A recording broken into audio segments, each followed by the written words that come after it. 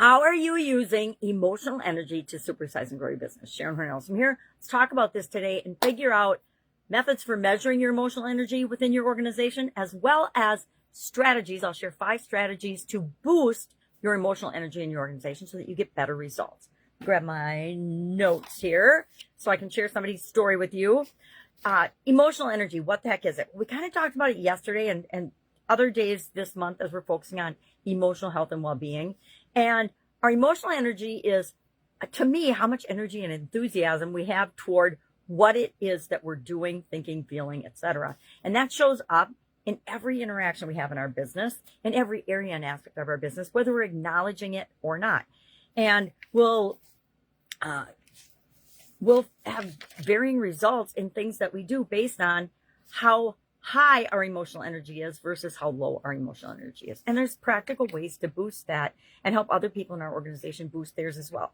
We all have our own little internal drum that we march to, or we have our own little internal timer and clock and things in different times of the day where we are more energetic emotionally and less energetic emotionally. And there's things that impact that and things that we can do to impact that for ourselves and to encourage others in our organization to up their emotional energy as well.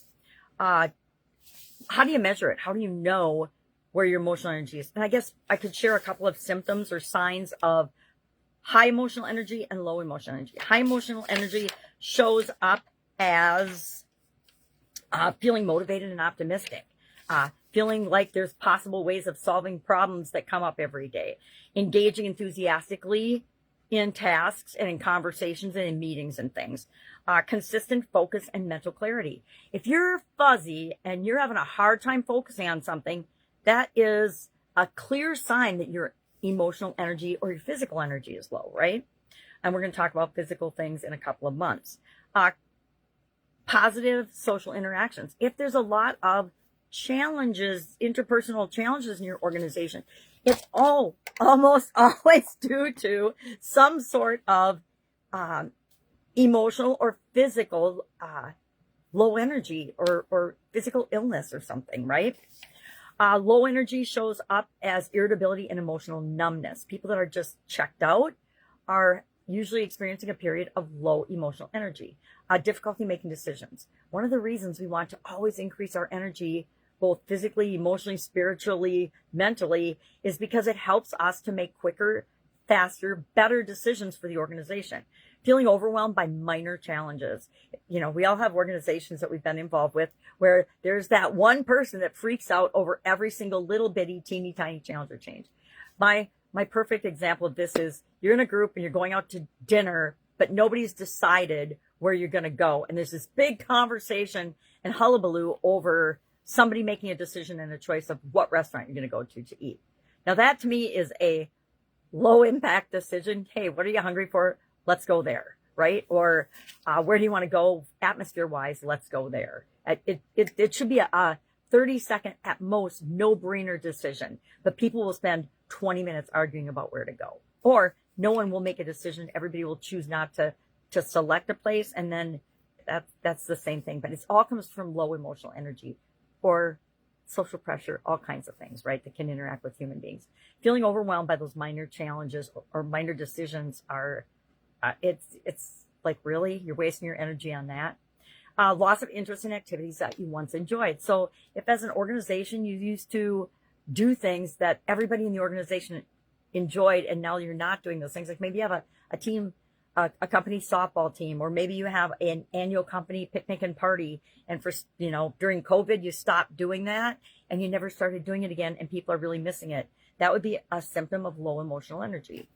I don't know if that's a great example, but it's what I thought of. So what are some methods and ways of measuring emotional energy in your organization? Number 1, do a daily check-in. One of the things I like to do in staff meetings is just do a quick emotional check-in and everybody go around the room and say on a level of 1 to 10, how you feeling today, right? And it might be more than just emotional. It might be mental, emotional, and physical all combined, right? Where they can give a score for that. But I like to every once in a while just call out, hey, exactly. And when I say how you feeling today, that's an emotional thing, right? So a daily check-in. You can do energy journaling. Just like mood journaling, you can keep track of, okay, how does my energy, personal energy, and then as a group you can share that, how does my energy waver throughout the day? I am a total morning person, and I will tell you, the majority of people on the planet are not morning people, but I'm a morning person. I have been since I was a little baby. I was the first one up in my family and awake, and I've just always been that way. A lot of people aren't wired that way. I also know that I have a slump in the afternoon, usually between 1 and 3, 2 and 4, where my energy just tanks. And so those are the times when I need to do some of the things, the strategies to boost my energy if I want to perform well during those time periods. I don't set meetings usually in that time period for certain things. I use that as self-care, rest, going for a walk, spending time in nature, etc. Third way to measure is to get feedback from other people. I think people often get a negative feeling or a negative emotional feeling about getting feedback. But feedback is just information from outside sources that tell us how we're being viewed and received. And then it's up to us to decide, what do we do with that feedback? Do we think that that feedback's valid? I personally think all feedback's valid, even negative feedback, because a lot of times it tells me more about the person that's giving me the feedback than it actually does about myself. So there's always that side of feedback. But feedback from other people, trusted family, friends, colleagues, that will let you know, wow, it seems like every afternoon about 4 o'clock, you are really, really grumpy. And if you get that feedback and you realize, oh my gosh, at 4 o'clock, I'm hangry and grumpy. I need a snack because my energy is low. And if my physical energy is low, my emotional energy tends to go right along with it. And then the fourth thing is to look for physiological clues. Monitor the quality of your sleep. Your appetite, changes in appetite will usually be triggered by some type of an emotion. Physical tension, indicators in our body. We all have them. Most of us stuff them down and don't pay any attention to them. But if we be a little mindful and pay attention to them, it will have a huge impact on our ability to deal with and boost our emotions. So what are 5 ways we can go about doing this? Try to cover these quickly. Number 1, prioritize sleep and rest.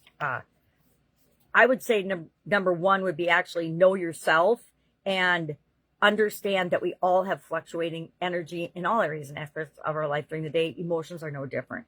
So what are your highs and low times?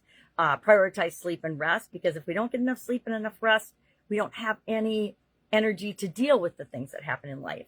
And it will show up as emotion when we might not want it to. Number 2, engage in meaningful activities. If we're doing things that we care about, if we're creating a business that we love and we want to grow and supersize with people we care about, and serving people and customers that we care about and want to truly help and see benefit from our products and services, it's a lot easier to have an emotional high energy than a low one. 3, set boundaries. In our businesses and in our life, we have to learn to set boundaries so people know what they can and cannot expect from us. Hey, between 1 and 3 in the afternoon, if you interrupt what I'm doing, I may or may not give you the response that you want, because those are my low times. 4, physical movement. Get up, move around. I say go to the break room and get yourself a cup of coffee. Go walk around and talk to a couple of people and colleagues. Do something, but physically move on a regular basis to keep your energy up. And then 5, practice mindfulness, gratitude. I talk about these a lot. Mindfulness, be present in what it is that you're doing and focused and attentive.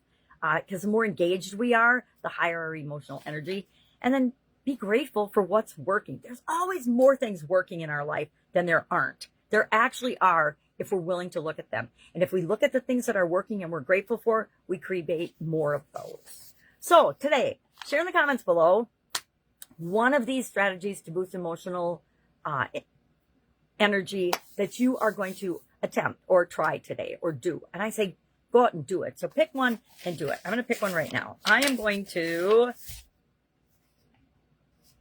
set a boundary today, because I'm not always awesome at that. So I will pick a boundary and I will set a boundary today. So pick one of those 5 that you will do today. Share in the comments below just the one you're going to do, and then go out and do it, right? All right. Any questions about this? Hit me up and ask. Otherwise, have an awesome day, and I will, of course, see you tomorrow.